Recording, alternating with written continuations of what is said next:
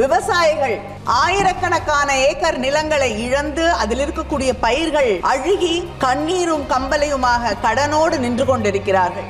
வீடுகள் சிதைந்து உடைந்து போய் தன் பிள்ளைகளோடு தெருக்களிலே மக்கள் நின்று கொண்டிருக்கிறார்கள். இப்படிப்பட்ட ஒரு நிலையிலே இங்கே இருக்கக்கூடிய ஒன்றிய அரசாங்கம் ₹1 கூட தமிழ்நாட்டுக்கு மக்களுக்கு மாநில அரசுகளுக்கு தர முன்வராமல் இப்படி கல் நஞ்சோடு நடந்து கொள்வது என்பது ஏற்றுக்கொள்ள முடியாது. இது தொடர்ந்து தமிழக மக்களை வஞ்சித்துக் கொண்டே இருக்கக்கூடிய ஒரு நிலையிலே நிச்சயமாக விரைவிலே இதற்கு ஒரு தக்க பாடம் சொல்லித்தரப்படும்.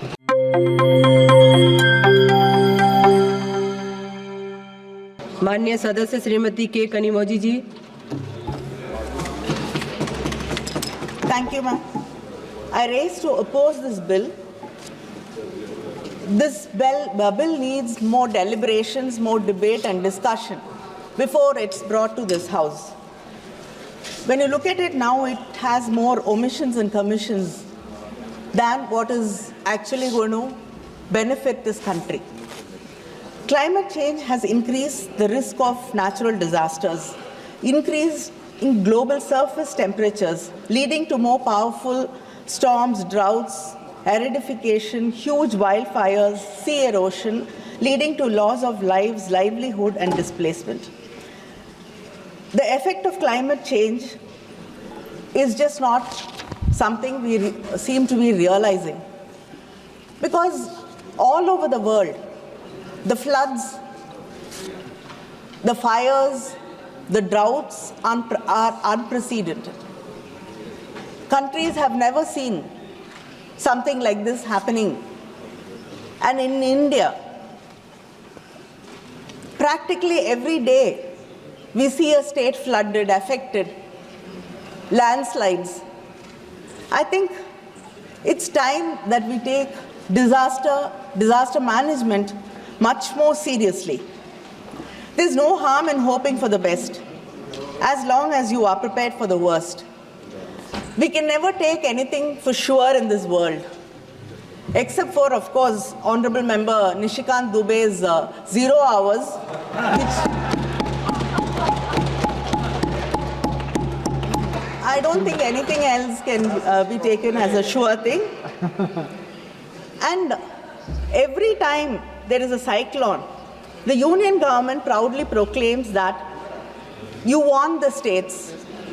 But sadly, the radars you have are not powerful enough to predict the storm in advance, giving us adequate warning.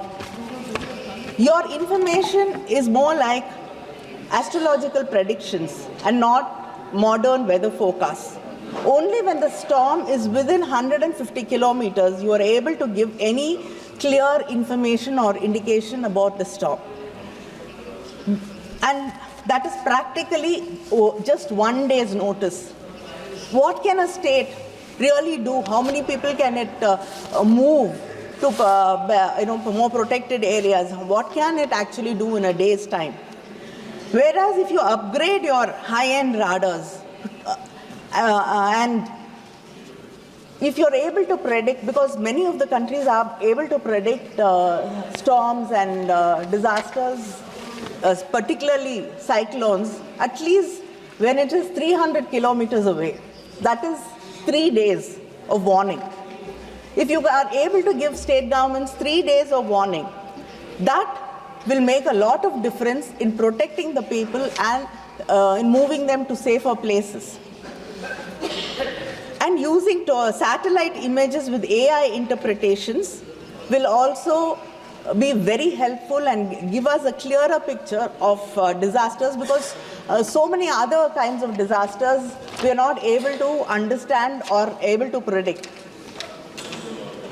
You call yourselves global teacher, Vishwa Guru. Then we cannot be unprepared. If you're going to teach the world, if you're going to lead the world, I think we should show leadership in disaster management and protecting our people. But we don't seem to be really caring, because most of the times it is the underprivileged, the poor and the farmers who are the worst hit. We know how this government treats its farmers. So you've taken away their right to speak, dignity of life and liberty. And now we can't take their lives away too. Like most of the bills passed by the NDA, this bill is also detrimental to state rights.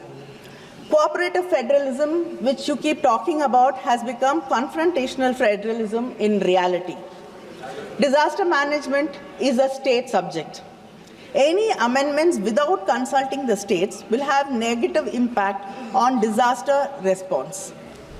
Para 6.1 has proposed including technical guidance to state governments and the authorities. Does it mean that the state will be bound by the advice of the union? And the bill proposes to create a national level, state level disaster database. This is something I think everybody of us over here will welcome. But will that study really be a in-detail study of all the terrains, all the villages, all the cities, all the states, districts, all the landscape, the terrains, and it has to include if Tamrabarani breaches, you should be able to understand through the data which are the areas which will get affected, which are the settlements which will get affected. If a lake breaches, if a river breaches, this is the kind of data which has to be included in the database. And the most important thing is, once you collect data and create a database, most of the time the state governments are not able to access that data. This should not be the case. Because we're playing with lives, it should be easily accessible to the state governments also. And we have to understand that sea erosion, and we have a very long coast, and every coastal city and village has the problem of sea erosion. Coastal areas are getting eroded, and also there are predictions that many of the cities in this country will be submerged. Many parts of the cities will be submerged underwater. So we have to take this into consideration and plan ahead to keep our people safe. Section 8B, a new insertion in the bill, talks about a high-level committee. This will act as a nodal body to decide whether the disaster is a serious major disaster or not. I am worried that because this committee does not have powers on its own, it will be completely under the government. So when it is under the government and it has to decide according to the government, maybe only serious disasters will only happen in double-engine states, where the single engines will be left to fend for themselves. The bill fails to ensure disaster relief as a justiciable right. Tamil Nadu has had to go to the Supreme Court for aid after it was affected very badly by the cyclone Mikjam. 37,000 crores which it wanted to rebuild the lives of the people, the thousands and thousands of people, the houses we lost, the farmlands we lost, to rebuild their lives. Our Chief Minister asked the Union government and the Prime Minister for aid to help these people in distress. But we did not get a single rupee from the Union government. And today, we are forced to go to the Supreme Court. Why not? Why not has, it was such a bad disaster in front of our eyes. But they have not got any help. So why is it that a state government has to be forced to go to Supreme Court every time there is an issue, every time there's a problem, every time we need help? We have to approach the court to get justice for us. And the state had to argue that the center's inaction violates citizen rights to equality and life with dignity under Article 14 and 21 of the Constitution. You want to constitute a separate urban disaster management authority for state capitals and municipal corporations. What is the point in it? Creation of multiple authorities without clear demarcation of powers leads to a lot of confusion, bureaucratic inefficiency, and that is all. Already we have different departments handling with different calamities. The Center for Seismology and Meteorological Department handle earthquakes. Mining disasters by Department of the Mines. This actually only leads to delays, and it starts a blame game among the departments. It is high time we need one department, one agency, and maybe it's time for the government to think of one particular ministry, separate ministry for disaster management to take care of the number of disasters which are happening practically every second day in this country. For example, the West Bengal Chief Minister, Madam Mamata Banerjee, has said the floods in South Bengal 2023 was caused by deliberate mismanagement of the DVC. They release water without consulting us, and now people are suffering. So this is what happens when you have various multiple agencies without any clear demarcations, and too many people will not be able to deliver anything. In section 44A, you said you will constitute a state disaster response force for specialized responses. But there is no mention about who will be funding for this mechanism. There is a proverb in Tamil. ஆத்துக்குள்ள நின்னு அரோகரான்னு சொன்னாலும் சோத்துக்குள்ள தான் இருக்கான் Chokkanathan.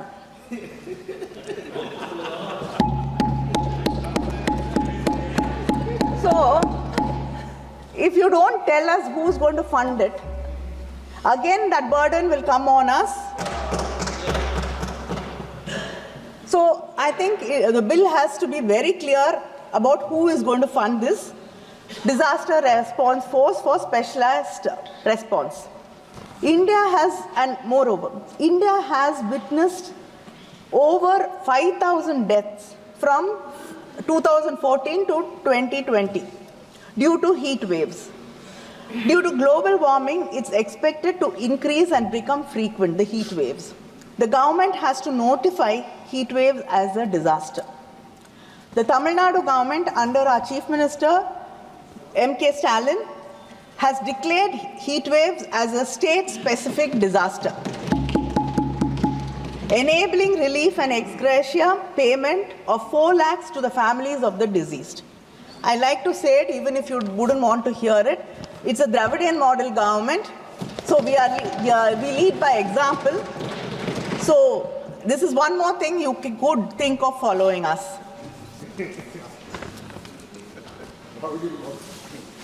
Allocation of funds under the SDRF.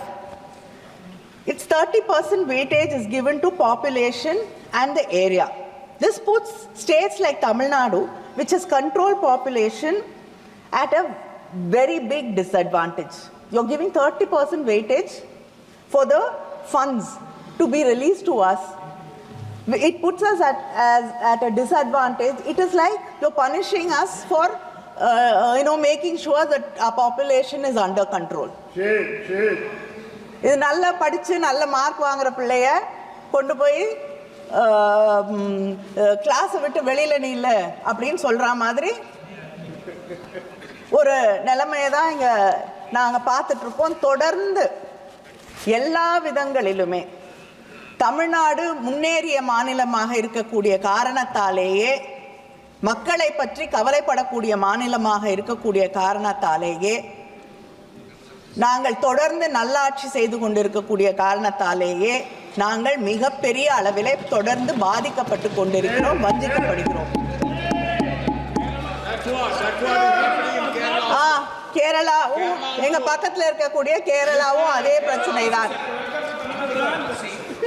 ஆமா, நீங்க 2 கையும் விரிச்சு காட்டுறீங்க, அதே நிலைமை தான். விரிச்சுட்டாங்க, கையை விரிச்சுட்டாங்க. சென்ட்ரல் யூனியன் கவர்மெண்ட் நம்மளை பார்த்து கையை விரிக்கிறாங்க. the disaster risk index. You are putting us. इनके प्रश्नों का उत्तर दिया जाएगा, I'm not yielding. लेकिन एक ही आग्रह है कि सब I am not बैठे yielding. रहें जरूर। Sir, I am not yielding. आज गर्व होता है कि मोदी I am not सरकार yielding. जो की है हर प्रश्नों का जोरदार उत्तर है और शानदार काम किया गया है, इसलिए दिया जाएगा। Yes, thank you. That is why I am speaking. We want a good reply. Minister, that is why we have gone to Supreme Court, taking the begging bowl. The disaster risk index. We are not part of the union. You've given us, you've put us along with the West Coast. Historical study shows eastern coastal states are more prone to cyclones due to wind movement in the atmosphere circulation. But you have not put us in the high risk category. So, please, to be fair, you have to put Tamil Nadu in the high risk category along with Andhra, because we are faced with frequent cyclones and storms, and it's increasing. Now, I'd like to, the minister, I hope he has a reply for this particularly, because I like to read some numbers out. We do not deny the fact that when there is a storm or a माननीय सदस्य disaster. Complete करिए please, समय पूरा हो गया। Complete करिए, Only speaker. Complete करिए। Speaker, madam. Yeah, few minutes.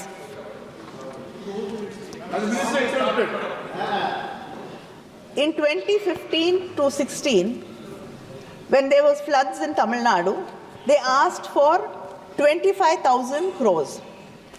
What we got was 1,737. When there was a drought, when 39,565 crores was asked, we got 1,748 crores. When there was Varda cyclone, when it hit us, what we asked for is 22,573 crores. What we got was a mere 266 crores.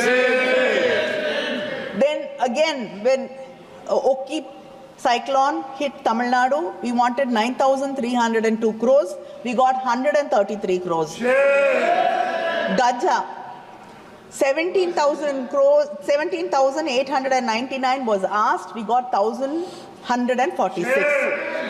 Then again, when Nivar cyclone came, when 3,758 was asked, we got 63 crores. Then again, there were rains and floods and memorandums were given, nothing came. And now, last year again, we had cyclones and Tamil Nadu was badly hit, we got nothing. Thoothukudi, my own constituency, was so badly affected. We got nothing, not a penny. Empty promises. Ministers visited. Now, cyclone Migja.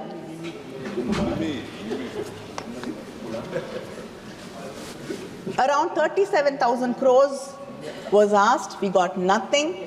Now the Tamil Nadu government has been forced to go to the Supreme Court to get justice. And the cyclone Fengal. First, initially, the Chief Minister asked for 2,000 crores. Then, after the central team visited, we asked for 6,675 crores. We have got nothing. But then the central government announced that the union government Please, announced Manya Sadhya, that complete it got करिए. Please complete 2 करिए. minutes, 2 minutes. Announced 2 minutes. I'm finishing. They announced that they're giving 944 crores and made it sound like they're giving us compensation for the floods and the cyclone. But actually, it was the STRF money which they had to pay. You're not giving us any money from the NDRF. But whereas the states have to bear all the brunt of what happens to its people, to the farmers, to the lands, houses washed away, lives lost. We have to take care of all of them. But you call this as one nation. And GST compensation. Tamil Nadu has lost nearly 20,000 crores in GST compensation. We've lost our fiscal autonomy. How do you expect माननीय सदस्य please us to complete take care करिए. of our people? 1 minute, madam. விவசாயிகள் ஆயிரக்கணக்கான acre நிலங்களை இழந்து அதில் இருக்கக்கூடிய பயிர்கள் அழுகி கண்ணீரும் கம்பலையுமாக கடனோடு நின்று கொண்டிருக்கிறார்கள். வீடுகள் சிதைந்து உடைந்து போய் தன் பிள்ளைகளோடு தெருக்களிலே மக்கள் நின்று கொண்டிருக்கிறார்கள். धन्यवाद माननीय सदस्य जी. இப்படிப்பட்ட Please. ஒரு நிலையிலே Completing. இங்கே இருக்கக்கூடிய ஒன்றிய அரசாங்கம் ஒரு ரூபாய் கூட தமிழ்நாட்டுக்கு மக்களுக்கு மாநில அரசுகளுக்கு தர முன்வராமல் இப்படி கல் நஞ்சோடு நடந்து கொள்வது என்பது ஏற்றுக்கொள்ள முடியாது. இது தொடர்ந்து தமிழக மக்களை வஞ்சித்துக் கொண்டே இருக்கக்கூடிய ஒரு நிலையிலே நிச்சயமாக விரைவிலே இதற்கு ஒரு தக்க பாடம் சொல்லித்தரப்படும். நன்றி, வணக்கம். माननीय सदस्य श्री केसी नैनी शिवनाथ जी. जी जी निष्काल जी माननीय सदस्य क्या विषय क्या है? एक मिनट. माननीय सदस्य विषय क्या है? मेरा नाम लिया है माननीय संसद महोदया ने. इस हाउस में क्वेश्चन आवर और जीरो आवर वो स्पीकर साहब अपनी व्यवस्था के साथ तय करते हैं. कोई सरकार तय नहीं करती है. केवल सोरोस का सबसे ज्यादा इन्वेस्टमेंट डीएमके के स्टेट तमिलनाडु में है. इसी को बचाने के लिए वो जो है मेरा नाम ले रही है. प्लीज प्लीज बैठिए प्लीज. माननीय सदस्य KC Naini Shivnath ji. Thank you madam. बैठिए बैठिए माननीय सदस्य.